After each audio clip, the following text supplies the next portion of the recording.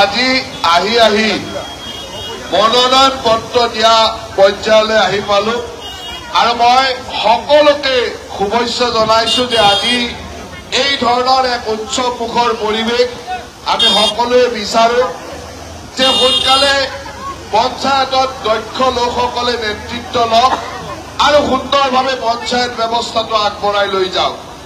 আজি আমি ৰাষ্ট্ৰীয় গণতান্ত্ৰিক মৰ্চাৰ ফালৰ পৰা ভাৰতীয় জনতা পাৰ্টি আৰু অসম গণ পৰিষদৰ মিত্ৰ দলৰ প্ৰাৰ্থী হিচাপে আমাৰ এই মণ্ডলৰ দুখন জিলা পৰিষদত দুজনকৈ অত্যন্ত সুদক্ষ যুৱ নেতাক নেতৃত্ব দিয়াৰ বাবে আমি প্ৰাৰ্থিত্ব প্ৰদান কৰিছো।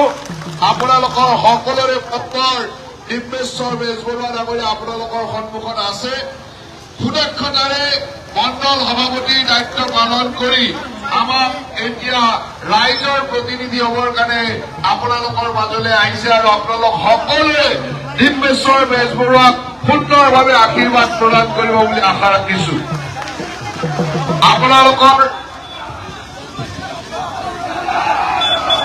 আপোনালোকৰ মাজত আপোনালোকৰ অতি মৰমৰ এজন দক্ষ আমাৰ জনজাতি সম্প্ৰদায়ৰ নেতা হিতেশ ব্ৰহ্ম ডাঙৰীয়া আছে। বহুদিন ধৰি ৰাইজৰ সেৱাত ৰাইজৰ কাৰণে কাম কৰি আহিছে আৰু আমাৰ দলত এটা মৰ্চাৰ জিলা সভাপতিৰ দায়িত্ব লৈ খুব সুন্দৰভাৱে মৰ্চাক আগবঢ়াই নিয়াৰ কাম কৰিছিল। আজি তেখেতক আমি আমাৰ দলৰ এখন জিলা পৰিষদৰ দায়িত্ব লিবৰ কাৰণে আপোনালোকৰ আশীৰ্বাদ লবৰ কাৰণে দিছো। মই ভাবো যে আপোনালোকে সকলোৱে এই দুয়োগৰাকী প্ৰাৰ্থীকে বিপুল ভোটত বিজয়ী কৰাৰ কাৰণে দিন ৰাতি একাকাৰ কৰি কাম কৰিব।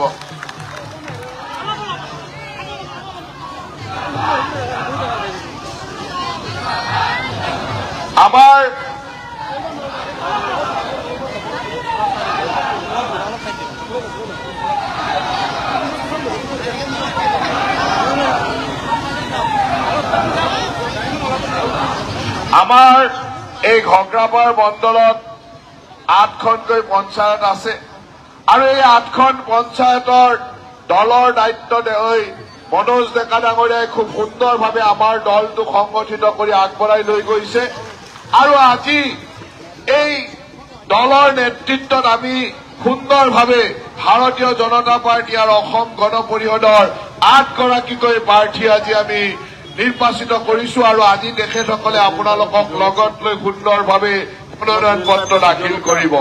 আমি এই ঘগ্ৰাপাৰ মণ্ডলৰ এই 8গৰাকী প্ৰাৰ্থীৰ 7গৰাকী ভাৰতীয় জনতা পাৰ্টিৰ আৰু 1গৰাকী অসম গণ পৰিষদ দলৰ প্ৰাৰ্থীক আমি প্ৰাৰ্থিত্ব প্ৰদান কৰি একেলগে ৰাষ্ট্ৰীয় গণতান্ত্ৰিক মৰ্চাৰ নেতৃত্বত আমি নিৰ্বাচনত অৱতীৰ্ণ হবলৈ ওলাইছো। আপোনালোকৰ সন্মুখত আটাইকেইগৰাকী প্ৰাৰ্থীকে মই চিনাকি কৰি দিব বিচাৰিছো। আমাৰ কেই নম্বৰ পঞ্চায়ত এইটো 12 আমাৰ প্ৰথম পঞ্চায়ত কোনটো 12 নম্বৰ পঞ্চায়তৰ মনোজ বড়ো ডাঙৰীয়া, 13 নম্বৰ বিক্ৰান্ত বেজবৰুৱা, 14 নম্বৰ পঞ্চায়তৰ হিমাশ্ৰী বৰ্মন ৰাজবংশী, 15 নম্বৰ পঞ্চায়ত লতিকা ৰাজবংশী বৰ্মন, 16 নম্বৰ পঞ্চায়তৰ সৌমিত্ৰ বৰ্মন, 17 নম্বৰ পঞ্চায়ত বৰ্মন ডাঙৰীয়া, 18 নম্বৰ পঞ্চায়তৰ আমাৰ অসম গণ পৰিষদ দলৰ প্ৰাৰ্থী মামণি লহকৰ ডাঙৰীয়ানী, 19 নম্বৰ দীপাঞ্জু দাস। এই 8গৰাকী প্ৰাৰ্থী আজি আমাৰ ভাৰতীয় জনতা পাৰ্টি আৰু অসম গণ পৰিষদ দলৰ মিত্ৰ দলৰ হৈ মনোনয়ন পত্ৰ দাখিল কৰিব আৰু মই সকলোৰে পৰা সুন্দৰভাৱে তেখেতসকলক আশীৰ্বাদ দিবৰ কাৰণে এটা দীঘলীয়া হাত চাপৰি দিবৰ কাৰণে অনুৰোধ জনাইছো।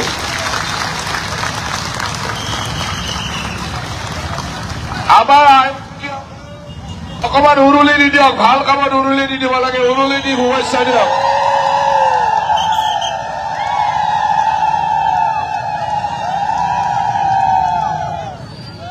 ইমানৰ পিছত আৰু কৰবাত বিৰোধী দল আছে নেকি? ইমানৰ পিছত আৰু বিৰোধী দল দেখিছে নেকি?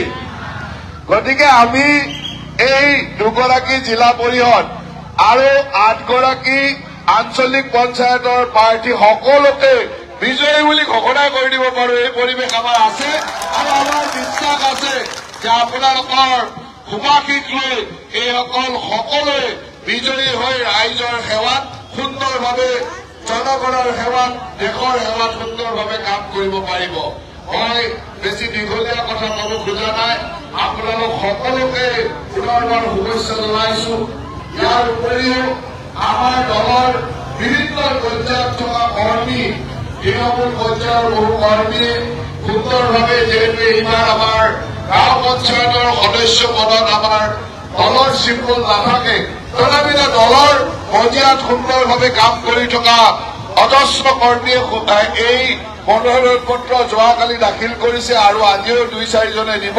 গতিকে তেখেতসকলকো আমি শুভেচ্ছা দিব লাগিব। তেখেতসকলৰ মাজৰ পৰাই পঞ্চায়তৰ সভাপতি, সভানেত্ৰী বা উপসভাপতি, উপসভানেত্ৰী নিৰ্বাচিত হব। গতিকে তেখেতসকলেও খুব সুন্দৰভাৱে দায়িত্ব পালন কৰিব লাগিব। সেইসকলকো আমি আশীৰ্বাদ দিব লাগিব। কিন্তু দলীয় প্ৰাৰ্থিত্বত আমি আঞ্চলিক পঞ্চায়ত আৰু জিলা পৰিষদৰ নিৰ্বাচনত অৱতীৰ্ণ হম।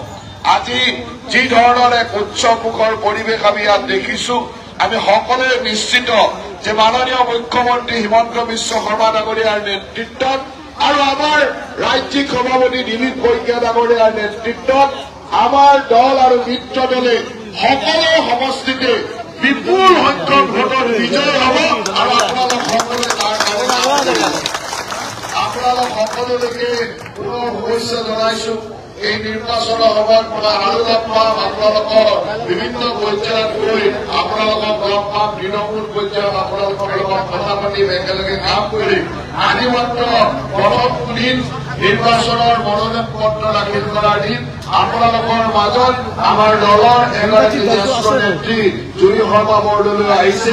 তেখেতে আমাৰ দলৰ হৈ এই পঞ্চায়ত নিৰ্বাচনত আমাৰ নলবাৰী জিলাৰ দায়িত্বত আছে আৰু তেখেতেও এই গোটেই পঞ্চায়ত নিৰ্বাচনটোকে আপোনালোকৰ লগত কাম কৰিব।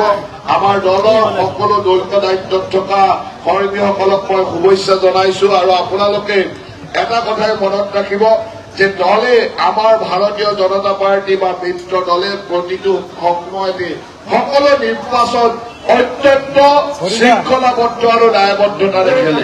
আমি একেবাৰে তৃণমূল পৰ্যায়ৰ সৰু নিৰ্বাচনটোৰ পৰা একেবাৰে বৃহৎ পৰ্যায়ৰ সাংসদৰ নিৰ্বাচন আমি একে পৰ্যায়তে নিৰ্বাচন খেলো আৰু একেলগে সেইধৰণে আমি নিৰ্বাচনীত অৱতীৰ্ণ হওঁ। আমাৰ কাৰণে ৰাইজক সেৱা কৰিবৰ কাৰণে কোনো পূৰ্বৰ নিৰ্বাচন নাথাকে। পঞ্চায়তৰ সদস্যগৰাকীও আমাৰ কাৰণে যিমান প্ৰয়োজনীয়, ঠিক তেনেদৰে লোকসভাৰ সাংসদগৰাকীও আমাৰ দলৰ প্ৰতিগৰাকী কৰ্মীৰ বাবে একে প্ৰয়োজনীয়। আৰু সেইকাৰণে আমি পঞ্চায়তৰ সদস্যৰ পৰা লোকসভাৰ সাংসদলৈকে প্ৰতিটো নিৰ্বাচনে অত্যন্ত দক্ষতাৰে, অত্যন্ত শৃংখলাবদ্ধভাৱে, দায়বদ্ধভাৱে খেলো।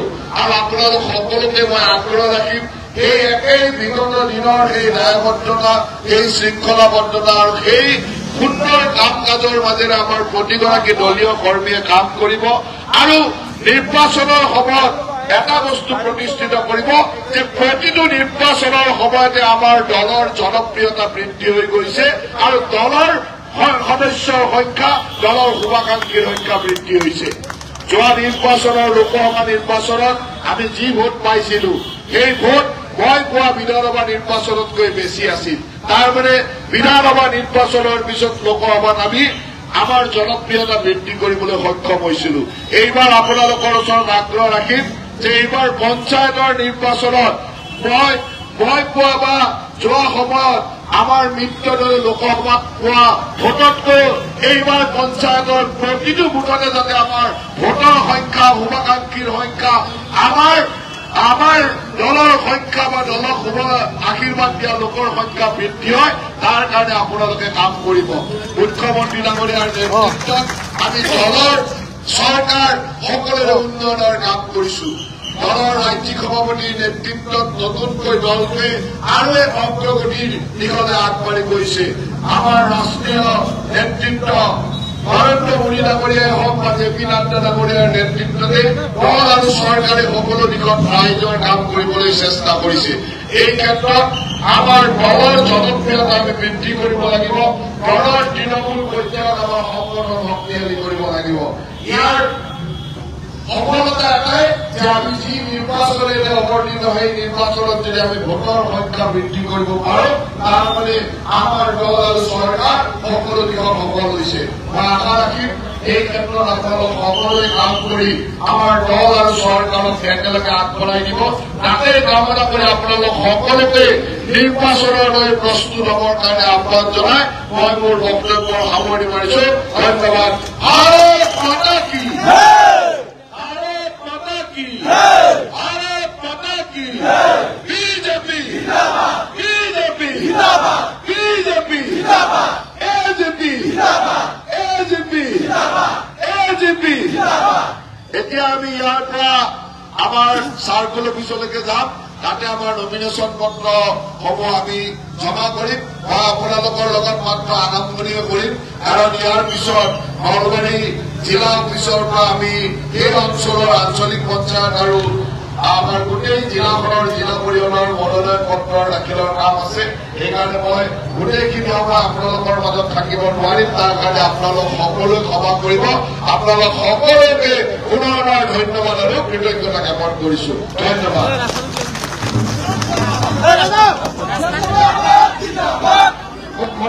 ধন্যবাদ জনাইছো। বক্তব্যৰে আমাৰ সকলোকে উদ্বুদ্ধ কৰিছে। এতিয়া আমি সকলোৱে লগ হৈ পদযাত্ৰা কৰি ইয়াৰ পৰা আমি একেলগে প্ৰাৰ্থীসকলক মই আগত যাবলৈ জনাইছো, প্ৰাৰ্থীসকলক আগত যাবলৈ অনুৰোধ জনাইছো মন্ত্ৰীমত। আৰু আমি সকলোৱে একেলগ হৈ পদযাত্ৰা কৰি একেলগে এতিয়া বেণ্ড পাৰ্টী আৰু বিহু দলক তেওঁলোকৰ নৃত্য প্ৰদৰ্শন কৰাৰ অনুৰোধ জনাইছো।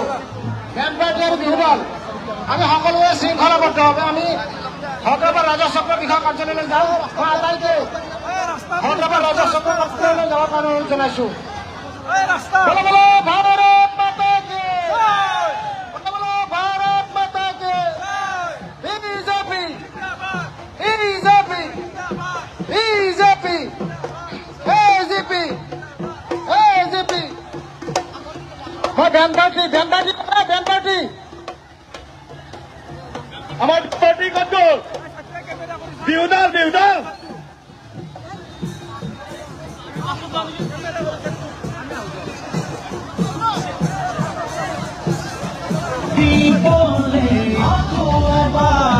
মোদী সৰকাৰ